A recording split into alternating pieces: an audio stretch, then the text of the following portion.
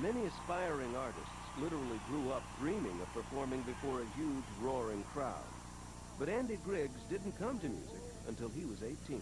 Yeah, as long as I live, there will always be a place you belong here beside me. He was drawn to his art as a way of healing, and his sound has been forged through the pain of an incredible life experience. His is a voice filled with true emotion. So I promise you now that you won't ever be lonely. There is a unique emotion that he has that I think very few singers in this town have. I think the emotion comes from his past, you know, and from growing so much and losing so much. Having survived more than his share of grief and personal loss, Andy Griggs has channeled all that combined emotion into every performance. And the truth that comes across resonates with fans and fellow artists alike. I'm sitting with Martina McBride at the ASCAP Awards, and she turns to me and she says, "The guy Andy Griggs, he's got it." Growing up in the deep southern town of Monroe, Louisiana, Andy never dreamed of singing country music. He spent his days playing sports, hunting, and fishing. But Andy's life was filled with music wherever he was. You know, was raised in church, strict Southern Bible Belt, you know, and before I was learning Sunday school songs and church rhymes, you know, that children learn, I was learning Your Cheating Heart and Kalijah and Folsom Prison Blues. You know, I knew all those songs. By the time I could talk, I knew them, you know. Andy and his older brother Mason discovered their love of country music from their father, Darrell. Daddy was a big country fan, period. There was a lot of Johnny Cash, a lot of Hank Williams. I guess the biggest three that I remember growing up was Cash and Hank Sr. and Hag. And it was because of Darrell Griggs that Andy and Mason learned to take solace in music. Their father died suddenly of a brain tumor when Andy was just 10 years old. Struggling to cope with their loss, the boys went to their dad's room and played his favorite record. It was an album that my dad listened to. That's one of the ways we said goodbye. Went in his room and we put that Merle Haggard album on and played it. Please look over me while They learned then, I think, you know, to stick together and to let it go through this music. And I guess this is when me and my brother started realizing music was just more than music. Music was art. Music was a safe place. You know, they knew that in some ways that if you know, could sit down and focus, that the music that his dad loved could help take away some of the pain of losing him. Though the brothers had always been close, the death bound Andy and Mason together as never before. The boys clung to one another, using each other to fill the void their father's death created. They were best friends. They were each other's best cheerleader. Andy was the athlete, Mason was the singer. Everything Mason did, there was Andy helping him get everything out of the car, setting him up, you know, good, you're doing good. And every football game, every baseball game Andy played, there was Mason walking up and down the sideline, you know, writing him a note before the game and leaving it in his truck. Andy and Mason were more than brothers. They were the best of friends. So it was absolutely devastating for Andy when suddenly, at age 21, Mason Griggs died of a heart condition. Only 18, Andy once again found himself grappling with intense grief. He needed something to cope with the second major loss in his life. This time, he turned to his brother's music. I wanted to learn how to play my brother's music, you know, and I felt like, you know, I'll be darned if I let his music die.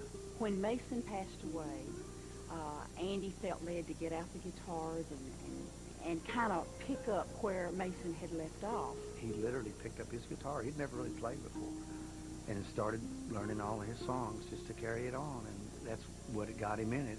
Maybe it was just for me. Maybe I won't play them to anybody else. Maybe Mama doesn't want to hear them. You know, maybe it's too hard on her. Maybe I'll once a year I'll get the guitar out and play a couple of songs. But I'll be darned if I'm not going to sit here. I'm going to learn how to do this. Andy may have started playing as a means of grieving the loss of Mason, but he soon made a surprising discovery. He found a part of himself in music. You know, man, I mean, when I jumped in the pool, brother, I jumped in the deep end. I'd stay up all night just, that guitar was the only magnet I had in my life. I was so drawn to it. Andy began to pursue music with a passion he had never felt for anything else. He soon found himself playing with Mason's old country gospel group, God's Country. Next thing you know, he's playing with some of his brother's musicians, same guys, and he's starting to play those church things and going out and performing. Andy began slowly working through his grief on stage. Audiences could feel the passion he put into the music. With each new performance, Andy's natural gifts flourished, and the young man transformed into a soulful singer. Eventually, Andy wound up performing with the gospel group, the Sullivans.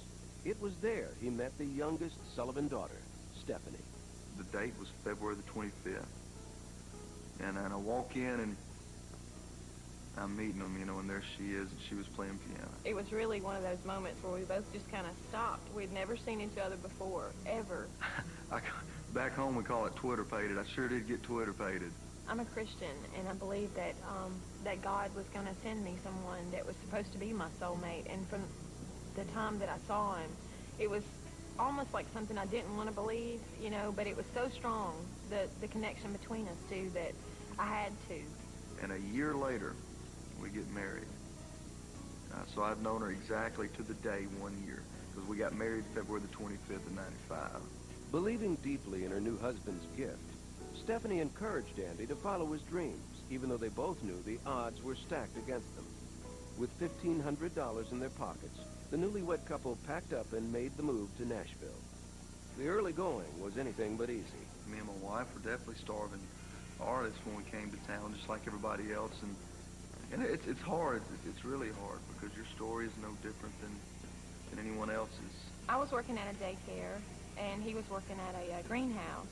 And we were living at one of those really noisy apartments, you know, where you bang on the wall and you ask them to be quiet. The couple scraped by for several years while Andy worked during off hours with his manager to hone his performing skills. Finally, everything Andy had worked for began to come together. He landed an audition with the president of RCA Records, Joe Galante. This was his moment to shine. Andy's management team had a plan all set. When I had a chance to go into Joe Galante's office, man, they really had been working on me about being politically correct and saying the right things, dressing the right way, fix your hair a certain way. Andy came in, and the three of them came in the door. Andy sat down and, you know, hey, Hoss, how are you? The whole routine there. And he started to sing. And the biggest thing was play this song. It was a great song, but it wasn't me. You know, it wasn't. It was a radio-friendly ballad. You know, and it was real sweet and syrupy. And I said, "Is that it? You know, not. Are you over with or whatever? But you know, is this what you want me to hear?" And he said, "Well, I got one more song for you." And then he did "Arms of Cocaine." So I sang an old song called "Arms of Cocaine," and I didn't really do it for the lyrics. You know, although it is a positive song, it's about a guy's woman getting off of coke. The feel of it is a feel that I've grown up with. You know, it's just that old outlaw kind of, that wailing kind of feel. You know, it's an old Hank Jr. song. We were afraid to do it and had decided not to. And then in the middle, and Andy wanted to do it. You know, if I would have sang another song, I'd have walked out of his office thinking, he still hasn't seen me. You know? And I didn't want there to be any bones about it. If he liked me, I wanted him to know what he was liking. As I've heard later on, everybody was just flabbergasted, and they were just really upset about the fact that he did that. I put my guitar up. He says, okay. And he didn't even tell me he liked it, man. He just stood up and he opened the door and he said, thanks for coming in. So we walk out, so was I the unpopular one, you know, in that elevator going down. After years of struggling and hardship, Andy had finally gotten his big break, and it looked like he'd blown it. When CMT Inside Fame continues. I'm sure when he went down the elevator, everybody was going, "Oh my God, cocaine country music, what are you doing?"